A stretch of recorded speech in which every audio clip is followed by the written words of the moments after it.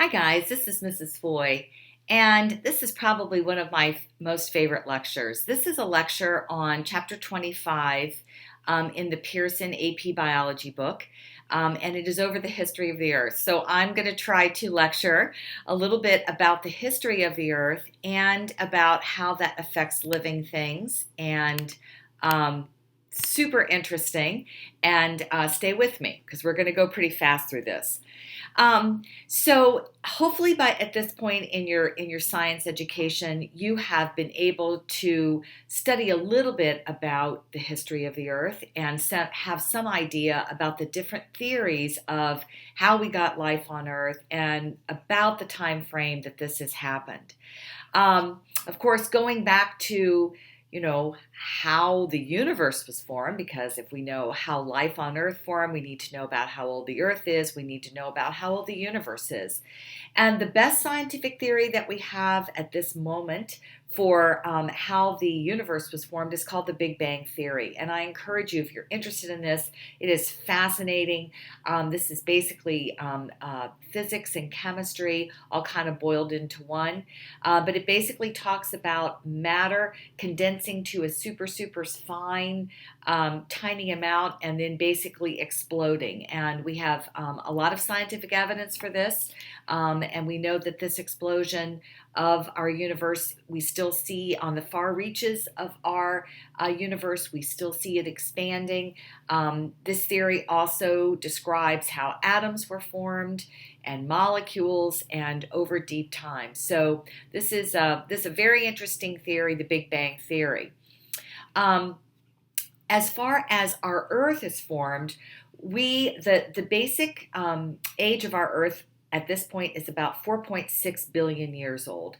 And the oldest rock that we have is a zircon crystal that was found in Jack Hills in Australia that's about 4.3 billion years old. So it's very hard to find old rock because rock is constantly being recycled, right? So we have these plates that are the crust of our Earth that are being pulled back down into deep Earth, and the melted minerals come back up through magma and volcanoes. And so to find a very old rock is very unusual, but we have ways of dating rock, and the oldest actual rock that we have is 4.3 billion years old. So we have the age of the Earth is about 4.6 billion years ago. How do we get life on Earth? So what humans used to believe, starting from way back, is something that we term spontaneous generation. So for example, any person could deduce that in order to make a frog, all you needed was mud and pond water, and you could make a frog. To make a mouse, you could take some food and some dirty areas, and in about 21 days, you make a mouse. So of course, we know that this is not true now, but we had to disprove that. And that's one of the very important things about scientific theories, is that they have to have evidence to support them or to discredit them, which is equally important. And Francisco Redi in the 1600s basically took the first stab at disproving the theory of spontaneous generation on Earth. And basically at that point, people thought that you could make a fly by having some rotting meat, that you could actually create a fly. And so what Francisco Redi did was he showed that if you had a closed system and then you had a system that allowed air in and out, you would not produce flies in this because, of course, the maggots, right? So these flies were getting down and laying their eggs on the meat, and the maggots were hatching and producing more flies. And so this was his first stab at producing this, but people held on to this theory for a long time, and they believed that there was something in the air that wasn't getting them and wasn't able to actually produce the maggots. And so it was Louis Pasteur in the late 1800s that gets the credit for disproving spontaneous generation once and for all. And he did it with a beautifully elegant experiment. He had this flask that had some chicken broth in it, and it was a specially designed curved flask that would allow air in and out because people thought that there was something in the air that could create life. At this point, of course, we knew about microorganisms, and so this was an ingenious experiment because what happened is that the microbes in the air could come in through the flask, but because it was created in this way, they got caught in this neck, and they got caught there, and they couldn't get in and start to grow in the broth, and the broth would quote unquote spoil. And so I think that there is an actual replica of this somewhere, probably in France, that still has this original experiment. But if you broke off the neck, you could immediately get microorganisms in the broth. And so he once and for all disproved that the idea that the only way that you could get life was to have life reproduce itself. And that's what we call biogenesis. So we know that there is no spontaneous generation for life on Earth today. The conditions are not right for that. We know that the way that life begets life is called biogenesis. But what about the first life on Earth, right? How do we get life on Earth? So there's a couple of different very interesting theories about this. And one of the things that we know is that the conditions on early Earth were very different than they are today. And so one of the theories goes is that we would have to have had some abiotic synthesis, so without life, of small organic molecules, and then we could join these into macromolecules, and then somehow these would be packaged into these protocells or protobionts, and with some kind of lipid membrane that got around them, and then that encapsulated in that little protobiont was some kind of replicating molecules like DNA or RNA, and then you'd be on your way for the first cell. So the famous Miller and Urey experiment actually was trying to recreate early conditions on the Earth. And so they had certain gases that we know were in the early atmosphere. From analysis of rocks and minerals that we have now. And we think we know that there was lightning, that it was very volcanic, and the lightning that accompanied those volcanic explosions. So basically what they did was they took some primordial soup that they then subjected to a series of electrical impulses to simulate lightning, and then they collected their goop afterwards, and they found that they had actually created some organic molecules, some smaller organic molecules, and this was very important evidence of spontaneous generation in the very beginning of Earth. However, the early atmosphere, our studies show that we did not have oxygen in the early atmosphere, or very little oxygen. And of course, no oxygen meant that no ozone could form. So ozone is a compound of O3, 3 oxygen molecules bonded together. And that ozone that is high up in the atmosphere, way up in the stratosphere, this ozone is what actually protects us from the harmful UV radiation from the sun. Without this layer of protective ozone, we would not have life possible on Earth, because it basically plays scrambled eggs with our DNA, the ultraviolet radiation does. So we have to have this layer of the ozone up here. Bad ozone can also form as a surface air pollutant under certain atmospheric conditions in a hot, humid summer. But that's not the same as our good ozone that is up at the top, which, by the way, was threatened in the 80s by CFCs. But hopefully we have that better under control now, because we banned CFCs.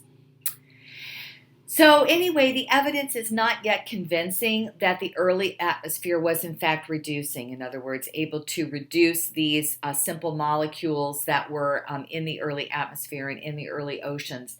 And so what some of the theories are is that instead of forming in the atmosphere, the first organic compounds may have formed under submerged volcanoes in the early oceans, or under deep sea vents.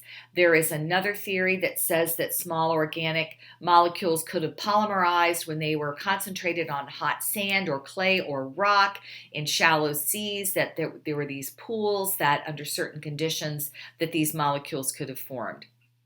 Another interesting theory about how we got these organic molecules, that they could have been actually seeded from meteorites. And there are certain amino acids that have been found in meteorites. We know that these minerals go under very extreme conditions as they're traveling through space, and then also in the genesis of when the meteorite formed, super hot, super cold, and other conditions that could have caused these macromolecules to actually have come to Earth from extraterrestrial sources, and so there's also some interesting evidence for that. So the idea that okay, we had these molecules from someplace, but that doesn't mean life. And in order to have life, you have to have replication and metabolism. In other words, you have to have a series of chemical reactions.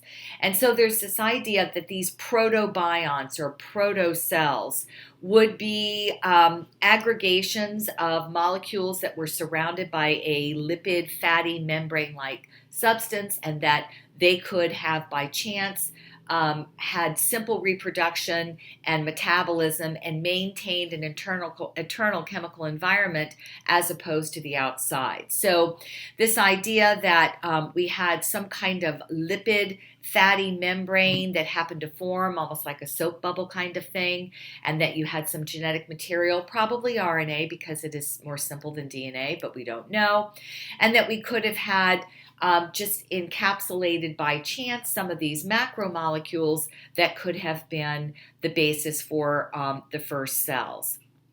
So we know that we can produce these things called liposomes. We know that we can do that when we put lipids into an aquatic environment. And if those little liposomes, if those little bubbles of lipids that are producing an intracellular and extracellular environment, if they had encapsulated some proteins that happen to act as enzymes, hey, now we got some metabolism going. And so the idea that over deep time, over billions of years, that this could have formed the first cell. We do think that the first genetic material was probably RNA and not DNA. We know that RNA is single-stranded and not double-stranded, therefore it is more simple. And we also know, and this was key, because this is a little bit like the chicken and the egg, what came first, we know that RNA molecules can produce ribozymes, and ribozymes are enzymes made of RNA, not protein. And so the idea that the RNA molecules might have been the beginnings of our genetic material, there's a lot of evidence that shows that that perhaps is true. So the RNA World Hypothesis goes that, it is actually the RNA that forms proteins, that it can actually catalyze itself, and we can actually use RNA, which we do now, to make proteins, and that RNA can actually, with the right enzymes, RNA can make DNA or RNA can make protein, and that it can catalyze its own cellular activity. So there's a lot of evidence that RNA was perhaps the first genetic material. So now let's kind of take a look at the evidence that we have of once life was formed, how that life has changed over time. So guys, there are basically two types of evolution. Evolution just means the change in living things over time. The change in living things over time is evolution. And we actually have two different types of evolution, two different scales. We have macroevolution that occurs over very, very long stretches of time, millions and thousands of millions of years. And then we have microevolution, which are slight changes in the genes that are going to show us differences, slight differences in forms like what you would see if you were breeding, say, dogs. So as we've said, we have macroevolution, which is the slow progression of species that change over time. And then we have microevolution that shows that you can have changes in a certain species that eventually may lead to a new species, but very small changes that occur at a relatively short period of time. Like, for example, beaks being a little bit bigger or a little bit smaller on birds, depending upon the conditions at that time of rain or the seed formation or that kind of thing. So macroevolution is what we're talking about when we talk about the fossil evidence. And obviously with dinosaurs, we'd be talking about macroevolution. And some of this evolution we have in the fossil record. And we have we have incomplete but pretty compelling storylines, for example, of how dinosaurs evolved into birds, which is so exciting. And we have fossil evidence of some of these intermediate organisms, and we can, of course, date the rock that these fossils were found in to get an idea of the timeline that this occurred. So one of the things that we know about the fossil record is that the fossil record is going to be slanted to preserve organisms that are more hard-bodied and not microscopic. So, but now we're learning better about how to find microscopic fossils, and we'll talk more about that later. So in order to get a fossil, hopefully you've learned about how this has happened, but basically if you have an organism that has died, that it has been, say, in a some kind of aquatic environment like a stream or a lake or a sea, and then that falls down, that dead body falls down into the sediment, and more sediment falls on top of that, and over a long period of time and under the pressure and the chemical reactions that occur, these hard parts become fossilized, they become mineralized, they become rock. And that is what a fossil is. That's one type of fossil. So some of our fossil evidence we have a pretty complete picture of. So these are some of the geological time names that we have for these particular eras and periods that we'll talk more about in a minute. But this is showing the evolution of the horse.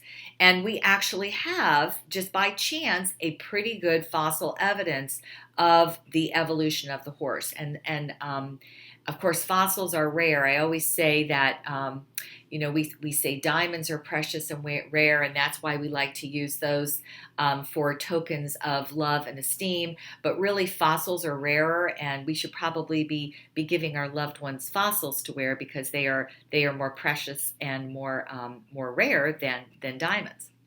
So, how do we determine the dates of these rocks and of these fossils? We can do it by radiometric dating.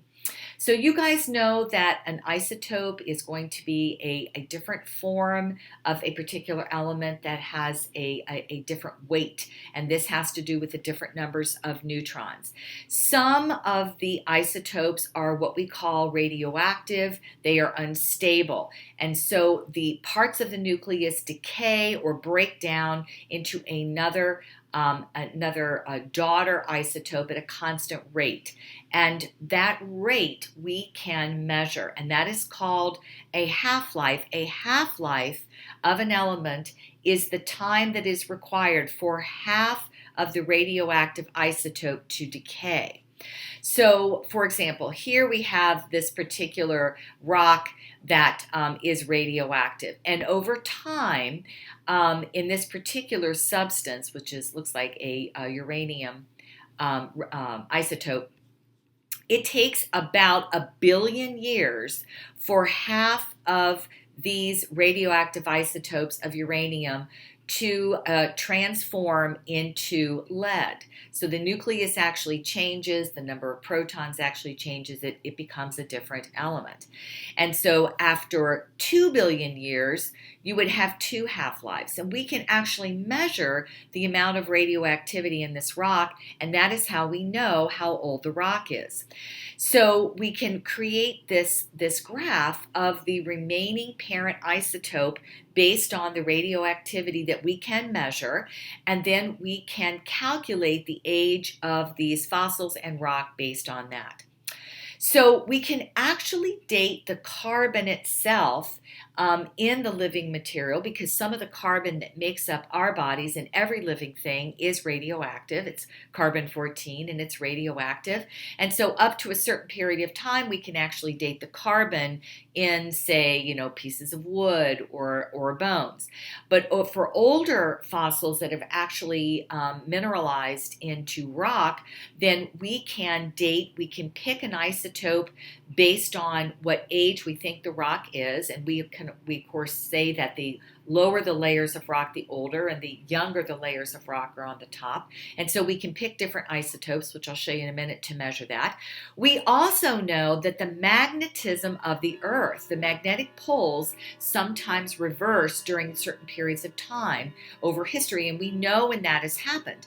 And so we can take like pieces or shards of pottery or rock, and we can look at the magnetic poles, and we can determine the reversal of the little elements in that rock, about how their magnetic poles are. We can get an idea of the age that way. So here are some parent isotopes that it tells you the actual half-life here. And so a scientist can choose one of these to analyze.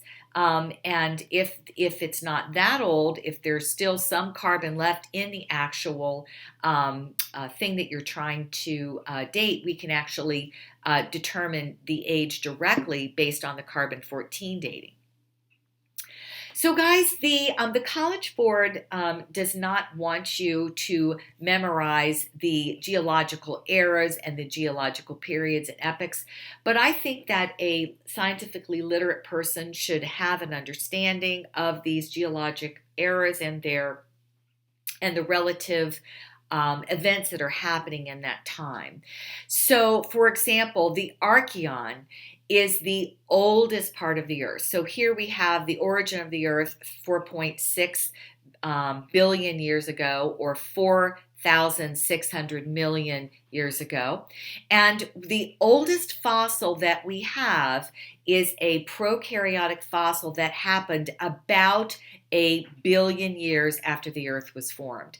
Now, there's some new evidence here that we may have found an even older piece, but that is under some scientific scrutiny right now. And so based on the peer-reviewed evidence that we have over a long period of time, we're going to stick with 3.5 billion years ago is the first evidence of our prokaryotic organisms, so about 1 billion years. And not really much happened over the next 2 billion years. So about 2 billion years ago, we have the oldest fossil evidence of eukaryotic cells, right? So these are cells that had a nucleus. And then another, but it was not until about 500 million years ago that we start to get a whole lot of multicellular life. So some of these other eras, so if I go back here, so we have the Archenteron, the Proterozoic eon, and then we have the Paleozoic, and you can start to see what is happening here. So we have this Cambrian explosion. This is all sea life. Of course, life started in the aquatic realm, and so we know that the Earth was covered by by shallow seas for a lot of its existence.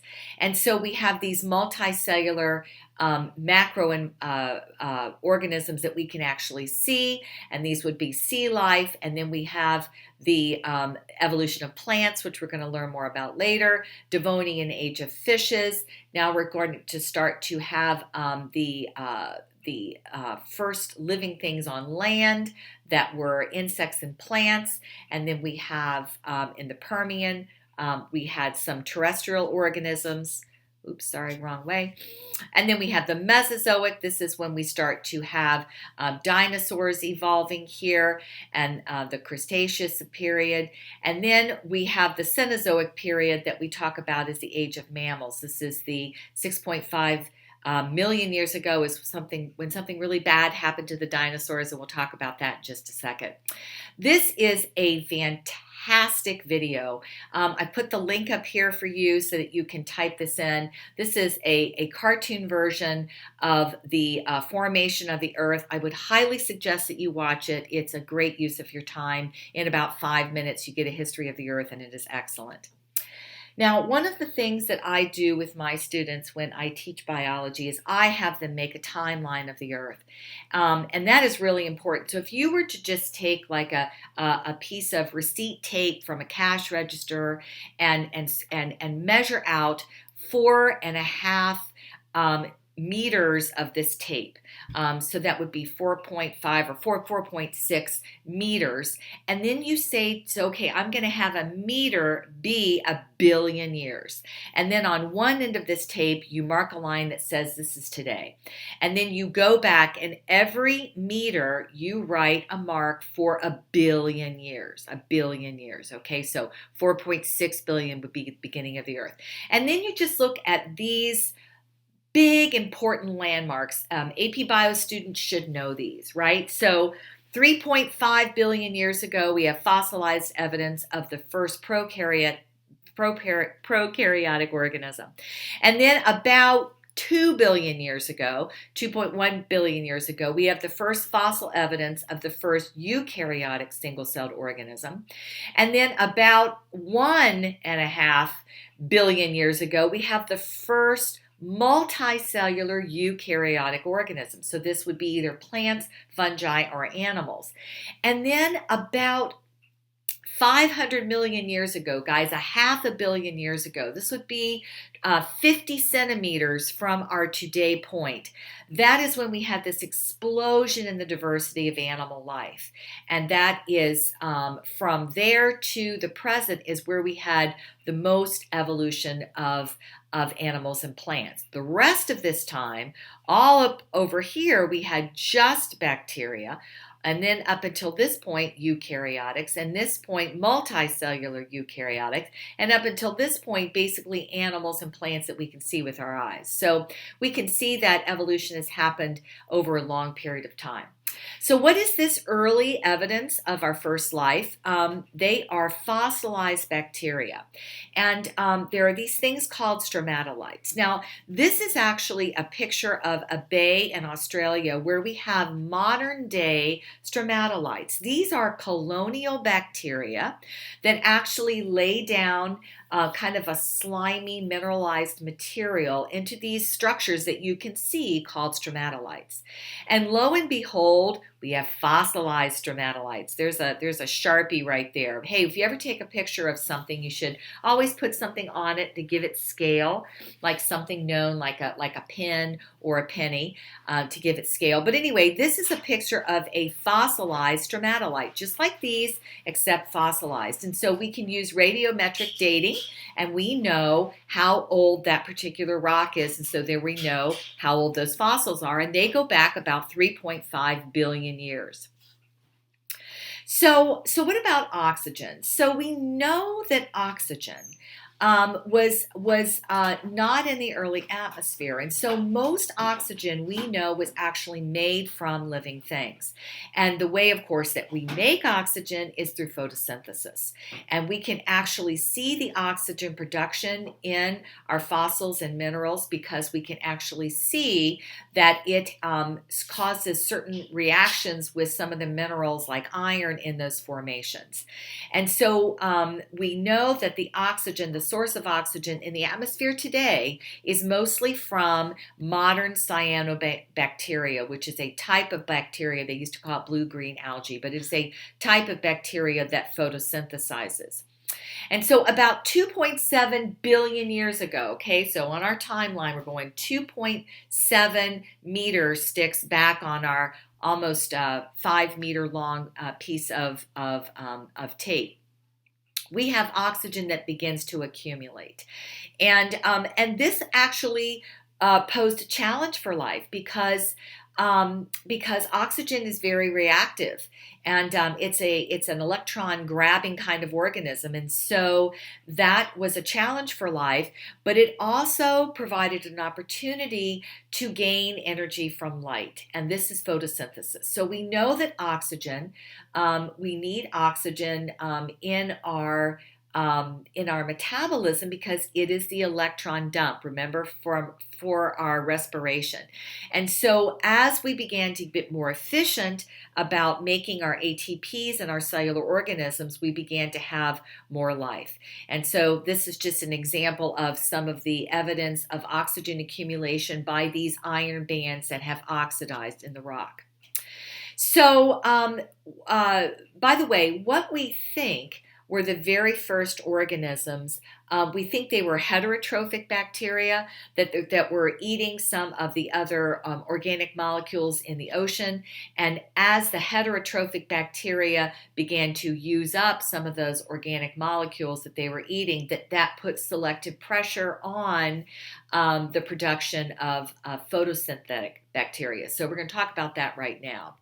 So we know the first eukaryotes. Okay, so how do we get them? Well, the predominant theory is the theory of symbiosis, endosymbiosis, and that proposes that mitochondria and plastids, which would include chloroplasts and some related organelles, were actually formerly small prokaryotes that lived inside of other host cells. And so the idea is that these over time, this ancestral prokaryotes would then have encompassed or engulfed some other type of prokaryote, and then over time have these particular other prokaryotes inside the other prokaryotes were then living symbiotically with each other, and that these evolved into our organelles. And so serial endosymbiosis supposes that mitochondria evolved before plastids through a series of endosymbiotic events. And remember, we believe that heterotrophic bacteria were there first, and so it would make sense that the mitochondria were there first. So we have these heterotrophic bacteria that engulfed other heterotrophic bacteria, and that those mitochondria evolved from those heterotrophic bacteria. And then later on, we had these photosynthesizing prokaryotes. So these would have been bacteria that had evolved the certain enzyme systems to be able to do photosynthesis, and that they were later engulfed by some, and that these are going to produce our chloroplasts today. So, AP Biology students, you should definitely know the key evidence that supports the endosymbiotic theory. So this should be a review for some of you, but pause the tape right now if you need to, and make sure that you get these down into your notes. So the origin of multicellularity. So we have these prokaryotic organisms. We think the oldest were the archaebacteria and then the true bacteria. These would be the extremophiles that we call today, that live in extreme salt or heat or like at the bottom of sea vents, and then the eubacteria would be the true bacteria. But these organisms are the eukaryotic organisms, animals, fungi, and plants, and these are the ones that evolved into multicellular organisms. And we think that this happened about 1.5 billion years ago, so not that long ago, and we have these colonial multicellular organisms that we have evidence for at about 1.2 billion years ago. And so at this point, we're getting very close to a crazy time about 500 million years ago, about a half a billion years ago, where we had this explosion of life. And we're not really sure how that happened. The conditions of the Earth must have been just right. One of the theories is this idea of snowball Earth. That is a hypothesis that we had these extreme glaciations that confined life to deep sea vents or equatorial regions, and that produced just the right conditions for life to kind of explode. Another theory is that the atmospheric oxygen levels got to a certain level, that organisms were very good at producing ATP, and perhaps that was one of the reasons.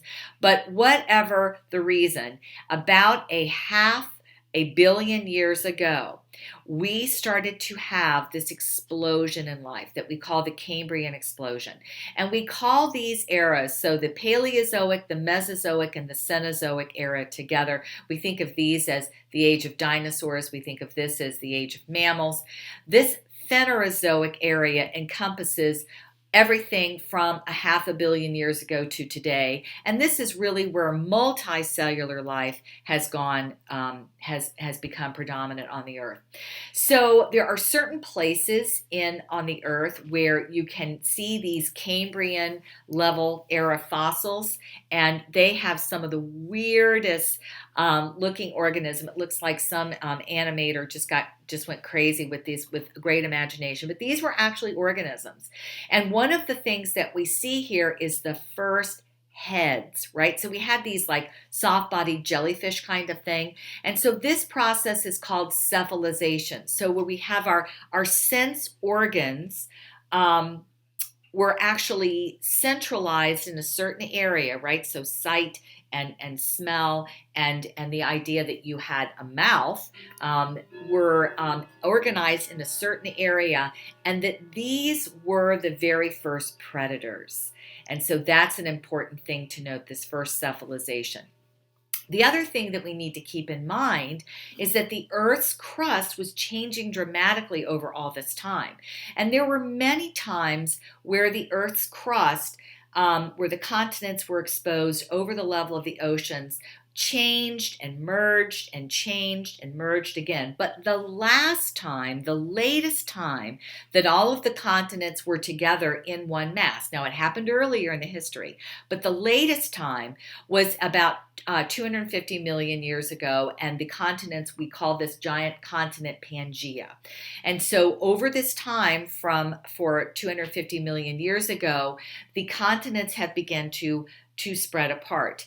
And we can see they're still spreading apart today. India, I love the fast forward of this, because this is India down here that's coming around and actually going to ram up. Here it is right here. So here's India, and it's actually now in here, and it's pushing against the Eurasian plate, and that is what is forming the Himalayan mountains, still today getting higher and higher. So this is an awesome video that just shows the movement of continents, and I've given you the URL there so that you can watch this video. So the breakup of Pangaea led to what we call allopatric speciation. Allo means other, patric means country. So the idea that when you had these plates move apart, that there was a place for a new, kind of virgin territory for these species of animals and plants to get a foothold and to have an advantage. And so that is what is called allopatric speciation. And we have a lot of evidence that the fossils from South Africa and South America and Africa are very similar because they were formerly attached. And we see allopatric speciation in something even like the Grand Canyon, where we have these two different species of little rodents that have changed over time just because they've been divided by the Grand Canyon itself. All right, so here is a picture of what Pangaea used to look like. I think this is a fascinating picture because this is showing us the fossil remains of some land formation, some rock formation. Notice Antarctica. We are just beginning to get down there and to start looking at the fossil evidence down in Antarctica. And yes, there's fossils. There were animals and plants that lived there before Antarctica moved down to the bottom of the globe. So guys, over time, we can actually look at the number of organisms, and again, we look at this through fossil evidence, and we can tell that there was relatively abrupt drops in the number of these organisms over a period of time, and we can count them. And we call these things mass extinctions. And we have had 5. 1, 2, 3, 4, 5. And they're usually called the end of the period where it was, and then we have the beginning of the next period after this mass extinction. And so some of these, this one, we know what caused this one. Some of these other ones, we're still trying to figure out. This end Permian mass extinction was the greatest mass extinction ever recorded. Something like 97% of the organisms that were there died. But we can see that what has happened is that after these mass extinctions, so this blue line is the actual number of families, right? So this is a classification of groups, that the number of families has actually increased over time. And so one of the positive sides of these mass extinctions is the increase in the diversity over time of the other surviving creatures. So we talked about this end Permian mass extinction was the extinction of about 96% of marine animal species. Can you imagine? But that was over a period of less than 5 million years. Okay, so it didn't happen in a day, but that is a blink of an eye in geologic time. Now, the Cretaceous mass extinction that was 65.5 million years ago is called the KT extinction, because the Cretaceous and the Cenozoic are both seas, and so they called this the KT extinction. And we know what caused that. We know that caused the extinction of most of the dinosaurs, except the ones that were evolving into birds, and many of the terrestrial plants and animals. And we know that it was caused by a meteor that hit the Earth in a place called Chicxulub, which is off the Yucatan Peninsula. We have excellent evidence for this. It's been building over my lifetime, because when I was in high school, I remember my science teacher telling me that there was this crackpot idea about how the dinosaurs became extinct, and that was just coming out in the 1980s. And so over time, we got more and more evidence. This is how science works, right? In peer-reviewed journals, that have been critically analyzed by other scientists, and we now have some excellent evidence that this is in fact what happened, and now of course we found the crater. So what is unfortunate, however, is that many scientists think that we are actually living through a sixth mass extinction that is caused by humans, mostly from the destruction of habitat, but also through our changes of what is going on with climate change. And so the rate of extinction, we always have, guys, some extinction. Okay, we always have some organisms that are not going to make it. But the current rate is anywhere from 100 to 1,000 times the typical back rate extinction rate. And so there is a lot of data that is suggesting that we are indeed in the midst of a sixth mass extinction that is unfortunately human caused. So mass extinctions, of course, can alter ecological communities and niches that would now be available to the organisms that survived, right? So that happened when the dinosaurs demised, and we had an opening up of ecological communities for mammals. And that is why we have the age of mammals today, and we are the dominant life form for this particular type of geologic time. But that can take 5 to 100 million years for diversity to recover. But this is what we call adaptive radiation.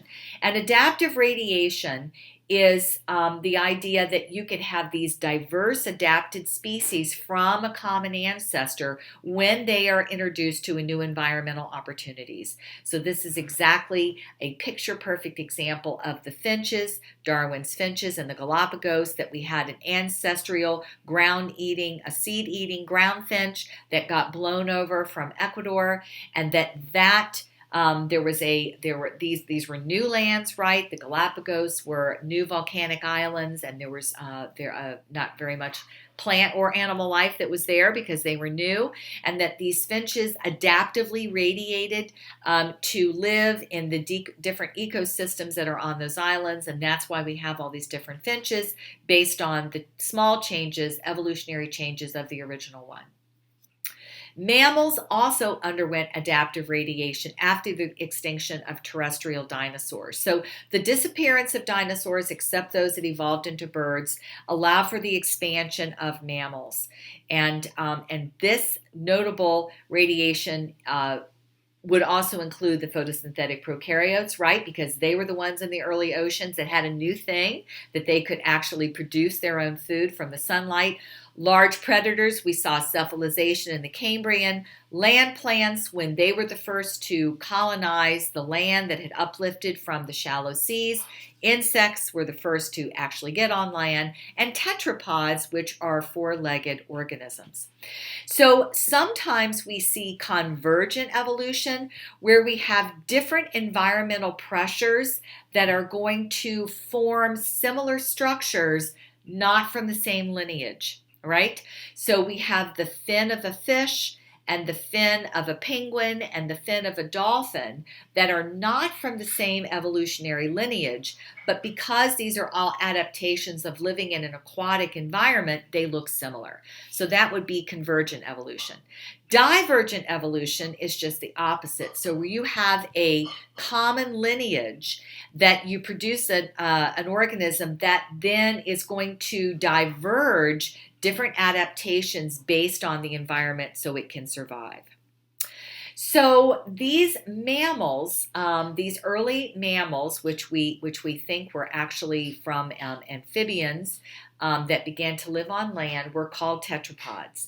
And we can actually look at the gradual modification of mammalian features from these organisms called synapsids. So I'm not going to go into a lot in this. If you take another course in animal physiology and anatomy, you'll learn about these.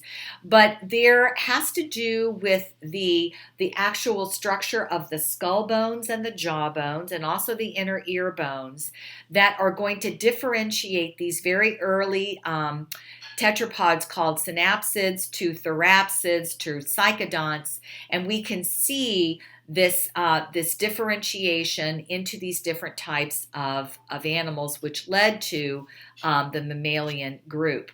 One of the things that I think is really interesting is the inner ear bones. So we have, as mammals, we have three tiny inner ear bones in our middle ear, actually, that vibrate when sound waves hit our eardrum, and that sets up a transduction of vibrations that causes the cochlea, which is the organ of hearing, to be able to detect sound waves. Of course, in a fish, that would be very different because sound waves in a water environment would be very different. So this is fascinating, looking at these inner ear bones as they go through a transformation from fishes to amphibians to therapsids. These would be ancestral mammalian species into mammals for today. So mammals for today, we have three main types of mammals. We have monotremes, which are the very rare egg-laying mammals, like duck-billed platypuses. We have marsupials, which are pouch animals that produce very organisms that their offspring are very weak and cannot survive, and so they have to be in these pouches to further their development. And then we have the evolution of the placenta mammals, which actually nourishes our young for longer periods of time, and so these organisms are born at a greater advantage than are the marsupials. So adaptive radiation, we again see this anytime we have organisms that are colonizing a new environment with little competition. We see this with the plant species, for example, in the Hawaiian Islands, which are new volcanic islands. Another very interesting thing about evolution is this thing called evolutionary effects of developmental genes, so EVO-DEVO. So one of the things that you're going to learn about later on in APBio is the development of animals that go through this certain period of development. We all have the same pattern. So we go through this process called gastrulation and then neurulation as early embryos. And then we look very similar at this point, and then we diverge into the different body plans that we have. And so this is one evidence of evolution, that we look very similar in these early embryonic periods, and then as development goes, we begin to differentiate. And there's a great little video here. If you Google HHMI early human development, there's a great little video that shows how indeed we all have gill slits. We have this we have these little somites. We have segmentation in our body, postanal tails. Very interesting. And again, this is evidence that we all evolved from a common ancestor. So just a couple little things left. We have this thing called heterochrony. This is the evolutionary change in the rate or timing of developmental events. And we can see these in the development of young organisms as they grow. So for example, if you look at a human, you can see the head to the body size ratio in a newborn is very different as you get to an adult. It is not that the newborn just gets bigger, bigger, and bigger. The developmental rates are different in different parts of our body. And we also see this in the chimpanzee fetus skull and a human fetus skull. So we look very similar early in development, but our heterochrony is different from the adult human to the adult chimpanzee. Another evolutionary development term is called paedomorphosis. And what this means is that in some organisms, especially a lot in amphibians, there are sexually mature species that retain body features that are normally seen in the juvenile structures. So for example, these structures that you would normally see, these gills in a juvenile structure, that and they're mostly sexual reproducing organs that develop in the adult forms while retaining these juvenile body forms. But perhaps the most interesting molecular biological evidence for evolution involves this cluster of genes that are called homeotic genes, and one of these is called the Hox box.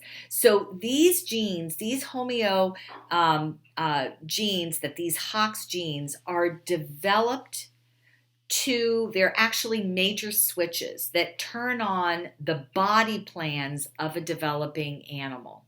And one of the evidences that we see here is we see that these Hox genes were actually duplicated. So it would have been a mutation that duplicated, and as that happened, we began to get body forms that carried on. So the first Hox duplication actually developed into our ancestors that are jawless fishes, and then we got a second Hox duplication that was a mutation that actually produced jaws. The actual jaws that we have on vertebrates.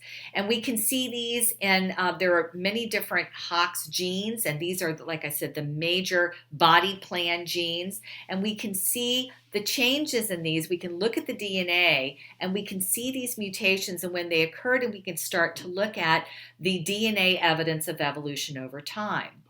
And to that, we actually have some genes that we can monitor, the same gene, and we know that certain mutations accumulate over time.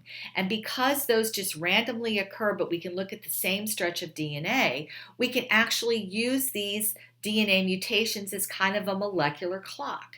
So if the common ancestor DNA sequence was this, then 25 million years later, we have in these two different lineages just a one base change. And then 50 million years ago, we may have more changes. And so we start to diverge, and we can actually use these molecular clocks to tell our time. So we can look at the amino acid difference, right? So if our DNA is different, the amino acid sequence is going to be different. And we can actually find out how long ago that was by graphing the amino acid difference in reference to how many million years ago. And that's exactly what we did with the origin of DNA, was we looked at, we know that the DNA in the human immunodeficient virus, the AIDS virus, the virus that causes AIDS, the HIV virus. We know that we have different forms of this, and it has evolved over time. And so if we plot the different DNA sequences of these different types of HIV virus, then we can actually extrapolate back, and science can say, yeah, this virus we think evolved sometime in the 1930s. We think that it actually jumped from a chimpanzee into a human. So thanks for staying with me through this whole thing, and hopefully you've learned something, and I will see you in class.